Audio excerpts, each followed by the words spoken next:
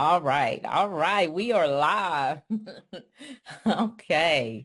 So, you guys, we got a treat. We have a treat tonight. None other than I call her Sunshine, y'all. I ain't gonna tell y'all why, but I call her Sunshine. But this is Miss Shronica Holmes. She's known as the Hope Influencer. Let me just give y'all a little background on Shronica. She has over 15 years of experience working with seniors and running multiple businesses. She owns the Rose Residential Care Homes for Seniors, founded the Better Me Foundation, which is a 501c3, okay, nonprofit. Don't get it twisted. Y'all know I'll be talking about that tax-free life now. And she created what everybody keeps DMing me about, the work series. Girl, we got some work series groupies out there that are mad, but I ain't gonna even talk about that. But it's a traveling workshop for aspiring group home owners. If you guys don't know what it is, her mission is to help seniors age in place, support aged out foster youth with housing and life skills, and foster intergenerational connections. She holds a bachelor's from Texas College and an MBA from Prairie View A&M. She educated, honey. Sunshine educated. She serves on multiple advisory boards, including the advisory board of the Group Home Queen. No, and the Texas College Social Work Advisory Board. She also serves on the Tyler Metro Chamber of Commerce. I keep saying I gotta move to Tyler, girl. Um, she is We'll also an keep you busy. author. I know. Of Don't Put Me in a Nursing Home, which is a free caregiver resource guide with a passion for giving others hope. That's why we call her the Hope Influencer. She aims to expand her group home business and become a global leader in intergenerational housing. Let's give it up for Shronica. Come on, come on, come on, come on. They throwing you up some pink hearts. That's the thing here. That's the thing here. They throwing you up the pink hearts. So yeah, I'll y'all take them know all. I'll take them all. I want a Mahogany yellow heart. My Hey. color is yellow. Put some yellow hearts in there. Put some Oh, yellow she said hearts. put some yellow hearts in there, y'all. Y'all gonna have to reserve the pink tonight. Go ahead and throw some yellow hearts up in there. All right. They throwing all kind of stuff up there now. All right, so let's get into it because I love it that are you just be out there. Shronica be doing all kinds of things, but I know a lot of times we stick to talking about like seniors, we stick to talking about mental health and things like that. Hmm. So I kind of wanted to get away from that and make the focus of this conversation your SIL home. So Yes. tell us what that is. Tell us what that is. So SIL stands for Supervised Independent Living. That is the technical term that the state has decided to call aged out foster care. So it could be called, we say SEAL for short, it could be called aged out foster care or extended care. That's what some places call it. So if you hear any of those terms, it's all aged out foster care, supervised independent living, SEAL. That's what the technical term is, but I always just say aged out foster. Okay, okay. Well, I know the background on why you did it, but everybody else don't, because that's my girl, so I know. But can you share your journey and then what inspired you to start this type of group home? So I'm going to start with the story. Okay. So when I was 17, everybody knows that they get a yearbook. We used to call it like a senior yearbook slam book where you put in like what you want to be when you grow up, your goals and stuff like that. And so I remember writing down when I was 17 in my yearbook that I wanted to own a ranch for boys and girls um, that parents did not want them. Now I wrote this when I was 17. And I wrote that because I was once in foster care. So that was the inspiration behind me writing that at that time. Now fast forward years later, my career, which I was working with seniors at the time, I was a geriatric social worker, and so that's how I kind of got into the senior business. And then I once I got, that up and running, I decided to pursue my passion, which was doing something in the foster care um, area. And so once I found out about what supervised independent living was, I said, yeah, I think that's a good fit for me.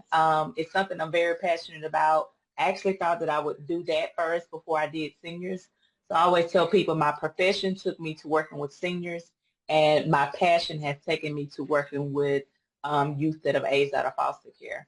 So, and that all stems from my history, my past childhood um, of being in foster care.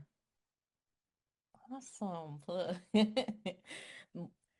Another example of what, you guys, turning your passion Mm-hmm. into your purpose, into profit, basically. Mm-hmm. So yeah, somebody said y'all gonna have us crying here. That's why Look, they call me the hope influencer, because I give people right. hope. If I can do it, you can do it. Yeah, they're like so inspirational. Now they're throwing up the yellow hearts for you. So yeah, Oh, just a great story, just to take something from your past and to turn it into something to help other people. And I'm so big on that. And so I know with that, just like things that I go through, people want to know. So what are the challenges of running this type of home? How do you overcome them? So what are you having to deal with that's a really big challenge? so I think the challenge with this age group, so with aged out foster, you serve between the ages of 18 and 21. And we all know we've all been that age group, 18 to 21, or we have kids that are in between that age group. So I always tell people it's just like you're raising your own kids. At 18, you don't know how to be an adult yet. But not only are the challenges with trying to help them be adults, but they have the mental trauma that comes along with it, the abuse. So that's like one of the biggest challenges, is trying to navigate um, the trauma that they've like gone through on top of trying to help them be adults. So what we like to do is like, well, what I like to say is um, they can stay there until they're 21. So we want to help them graduate into life, because even though you still don't have your stuff together at 21, I want them to be able to at least have some type of good foundation whenever they graduate into life. And that can look like several different things, but the biggest challenge is the trauma that comes along with it. Like this is not physically daunting, but it is mentally exhausting sometimes, because you're having to build trust with grown people. I service boys, so I am dealing with a trauma with men, and we all know with trauma with men, that could be carried down. You know, I always say that men are a lot of the root causes for women, and if I could just help them be a good man to a woman, then that could avoid one woman having issues with a man. I don't want them to have issues with mine. None of the ones that come through my door. Yeah, that's powerful right there, because Yeah. that is the truth. I feel Yeah. a man, and people look at me crazy, but a man sets the tone in his household. Mm-hmm. I feel like Mm-hmm. that. And so, Mm-hmm. yeah, if you can change one man, it Mm-hmm. can affect a whole generation of people. Mm-hmm. Mm-hmm. Yeah, Mm-hmm. so that's very, very powerful. Let me see if there's any, someone said, how do you get that trust back? So I So, think it just comes from to with this group. I think it's just all about um, showing them that you can be consistent and that you know how to give grace. So one big word that I use with them is grace. I don't like immediately get on them when they do stupid stuff, and they do a lot of stupid stuff because they're not used to this much freedom, because they come from group homes that have had more strict rules. They couldn't do X, Y, and Z. So when they come to me and they get all of this freedom, they start to make stupid mistakes. And so I give them grace, just like I would give grace to my son. I have a 20-year-old son. And so I can't get rid of him. I can't throw my son away. And so I want them to feel the same connection with me. I don't use the word I'm gonna kick you out. If it gets to that point where they can no longer live there, I just say we need to come up with an exit plan. And so I always try to make sure that they have a place to go when they do exit. So it's all about me gaining their trust by staying, consistent in their lives, doing what I say I'm going to do, showing up for them where they mostly need me at, and just giving grace. And once they see that you can be consistent and you know how to give grace, they start to let their wall down, and that's what I start to gain their trust that way. Right, right.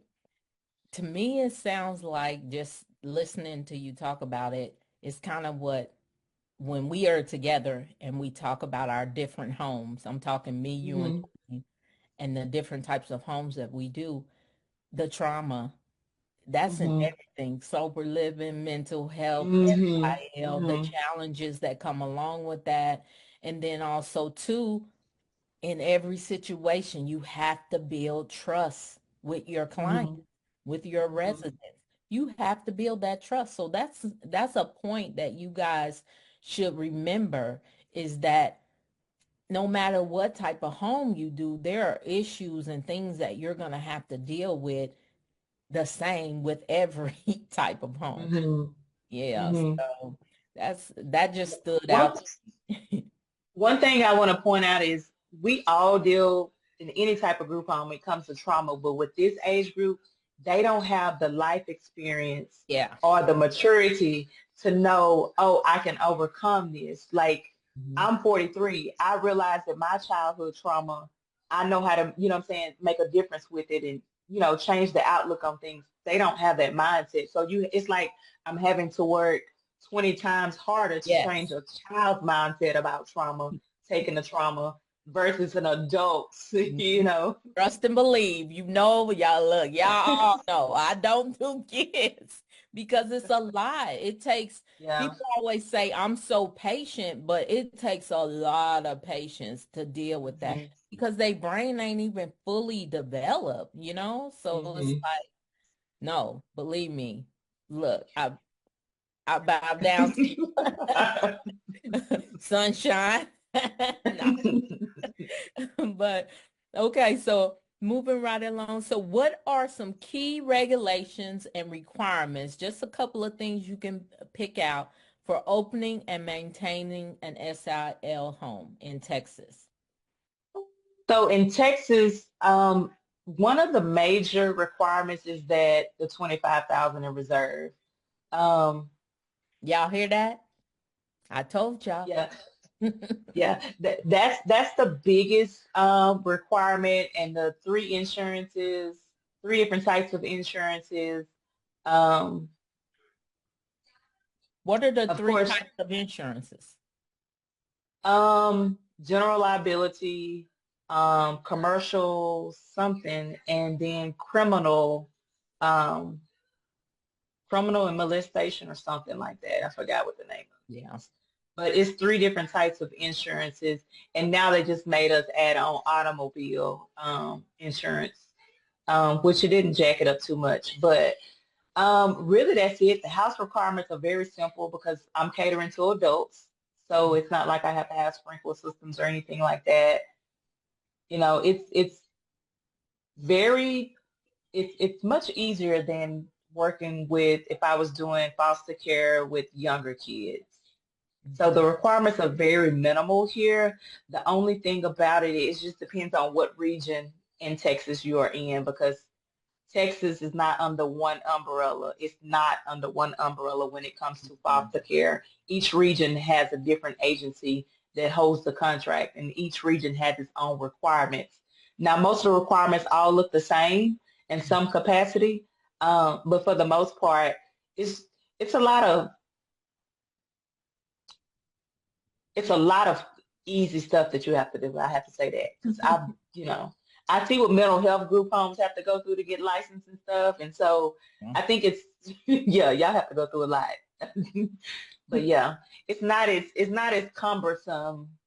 Mm-hmm. The initial part is, but as far as the operating part goes, um, it's very minimal. I have to give them a stipend each month of $360. They get paid. I split it up into two. I don't give it to them at one time, so they get paid every 2 weeks. And so I have to provide shelf stable food. Um, but other than that, the operations are pretty simple as well. It's very minimal paperwork. It's pretty easy. Y'all ready to go set up a whole bunch of SI? No, I'm kidding. I'm kidding. Now it takes a lot. It's a long process to actually get contracted, but once you get in the door, and like I said, every region pretty much has its own requirements. So Mm-hmm. I can speak for the two regions that I'm contracted with. They're one region they want to come every quarter, Mm-hmm. do an inspection, and then the other region is just like, we're gonna let you do your thing. So, I need to go to that region. Nah. Okay, so what kind of support services do you provide to help residents transition into, you know, adulthood or outside of the home? Do you provide any like case management?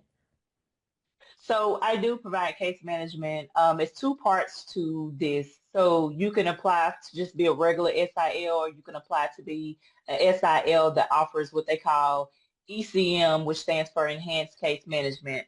And because of my work history, I was able to get approved for an enhanced case management. Of course, enhanced case management comes with an extra rate, so I get paid more than the normal rate would be. And so we do offer case management. Now, every person that comes in the door, they most of them need some type of case management because at 18, you just telling me to get out there and figure it out. Case management comes with that. Hmm. But we offer case management. We do life skills trainings once a month. We do financial literacy, something in the financial literacy, budgeting, credit, anything, something like that. We include that in our life skills. And then what else we do? Now we started to do like career mentorship because we know like between the ages of 18 and 21, you really don't know what you want to do. And Right. so I know for me, when I was in college, I probably changed my major like 4 or 5 times. And so the career mentorship came in because like one moment they want to be a barber, then next minute they want to be a welder. Well, let's find somebody in these areas and you spend some time with them, and then you see if that's really what you want to do before you go down a rabbit hole, and then you spend all this time in barber college, and then you be like, oh, well, I don't want to be a barber anymore. Now you done spent time and money, because you only can stay here until you're 21. So by the time you turn 21, I really want you to kind of at least nail it down to something that you like to do. So Right. yeah. Let's see. Okay, so couple of things. Someone says, is it hard to find clients because they have been in care for 18 years and now they are 18 and want their freedom versus continue in care for another 3, 4 years? So that's a good question. So yes and no. So with the word being supervised independent living, and that's how they're introduced to it. Mm-hmm. If they're introduced to it without the explanation, because the explanation is normally coming from their case manager, and so they're not gonna explain, oh, well, it's not really supervised. So with the ones that it does not get explained to, it is hard because they were just like, I just want to be out of care, I don't want to have anything to do with you anymore. Or they may decide, oh, I want to go to college instead, because they have SIL campuses, like colleges that have this program actually on campuses. And so if they age out of foster care in Texas, they get 4 years of college for free.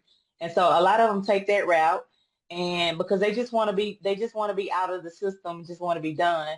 And so no, because then you get the group who's just like, well, I don't have a choice. I don't have nothing else to do. I don't have any family to go back to, you Mm-hmm. know. And then you have some that get out of care, and in Texas they have 1 year to what they call a trial independent stage. They give a year to like try out life on their own. And so a lot of times that's what I get. They come back at like The 19, tired. like, oh, well, it's too hard out here. Like I just got a guy that came in from the shelter like Mhm. 2 weeks ago. He had been trying to figure it out on his own. He was like, hey, I'm tired of this. It's gonna get cold. Like he was in a shelter. Yeah. Just imagine being 19, 20 in a shelter, and then because they didn't want to come to, they just want to be done. And so, and he was just like, when he came in the second one, he was like, this is nothing like I thought it was going to be. Because it's no supervision. Nobody is living there with them. I don't have to deal with any type of staff. So I'm not worried about if somebody's going to show up. I just have a part-time person. That's it. Well, look, to you little Miss Marie Smarty Pants talking about, do you need a house manager? She's one of my house managers. She Oh, don't need okay. no house manager. No, right now I'm the house manager, not the accountant anymore. I'm marketing, I'm everything, HR. Yeah. See? No. They don't need 24/7 supervision, and this is not a group that you want to provide 24/7 supervision to, only because they've Right. been in that environment for so long to where they want to be done with that. So when they come into a SIL, they're like, "Oh, is anybody going to be here with us?" I'm like, "Mm-mm." Are you gonna be here every day? Probably not. But I have a part-time case manager. She does 17 hours a week. And so, yeah, because I've had a couple of guys say, if you get a house manager, somebody move in, I'm moving out. They Wow. don't, they just So don't, they they don't just want to don't want be to be, micromanaged. yeah. And I don't want to micromanage them. Right. So, hey, Yeah. Okay. And next question. Are you contracted through Department of Children's Services under extension of foster care program? so yes, I am. So you do have to be licensed, certified, and you going back to the requirements, you do have to do a couple of trainings, but it's nothing major. Um, but yeah, like I said, every region has its own process and contract. So I'm contracted with my home region, which is the region that I'm in, and then I'm Mhm. contracted right now with my neighboring region, only because that's DFW area that I'm contracted with, which is Region 3. They send me guys from Dallas area, so that means I can. So the more regions that you are contracted with, the more people that you can bring in. But that means you have to do like 8 different contracts, 8 different applications. And So I'm and just, they are sending them from hundreds of miles away, right? hmm hmm so they get a choice. So once they fill out an application, they say, the youth says, like they pick the top 3 places that they want to go. Um, they'll pick that they may have Dallas, Houston, Austin, or wherever. Mhm. So So, excuse me. So, and then, I'm in Tyler, Texas, so they may put Tyler, Texas on the thing. Most of the time, the ones that are in Houston or Dallas, they're not going to put Tyler. But most of the time, Tyler kids, like this region, so I service the entire region 4. I keep forgetting which region I'm in. Region 4 area. And so that's like made up of like over 40 something counties, cities. So yeah, so I'm contracted to take any of them from those regions, and from the Dallas Fort Worth regions, because, like I said, they might have in Texas it's called the money follows the kid, which I'm pretty sure I'm not sure if this is with a lot of states, but in Texas, let's say the kid was in Tyler mhm. and they could not find him a foster care family here in the Tyler area, but they could find him one in Houston or Dallas. They'll send him to Houston, and then but the money from this region follows him. So that family that group home that's in Houston, this region is gonna pay them. Mm. And so they age out, they want to come back to Tyler. Now that money comes back into our region, which is why Texas has decided to divide up their contract. Because up until a year and a half ago, we were all up under the state's umbrella. Now, where it's like the state has said, hey, we're going to divide up the contract by regions. And if you want to apply to be the contract holders, like I can apply to be the contract holder, you know, if I wanted to. And so we have an agency here, they apply to be the contract holder, and that's who I'm contracted with, and they're contracted with the state. Hopefully that makes sense. It makes a lot of sense. It sounds like I want to be a contract holder. No. Go for it, girl. Go. They gotta be Oh, paying. They yeah. gotta be getting paid some good money. Whoever these contract holders are, because I've seen some of these GROs in Texas, which is for the younger kids, what they get paid, and I'm like, Lord, but it comes with a lot of yeah. A So I'm like, lot. if they paying them that, then how much you getting paid? Right. Yeah, that's what I'm saying. Nah.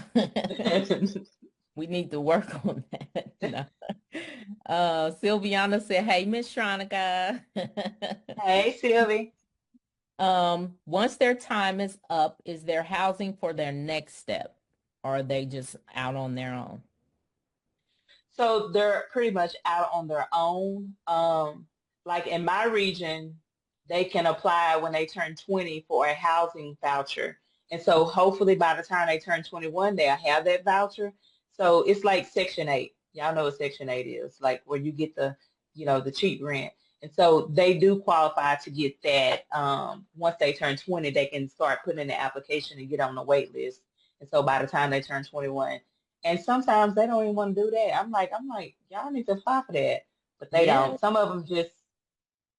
I haven't had anybody that has turned 21 and had to leave. My first 21-year-old, what happened in March, and Mhm. so more than likely he will still be there at my house Mhm. because I don't have to house.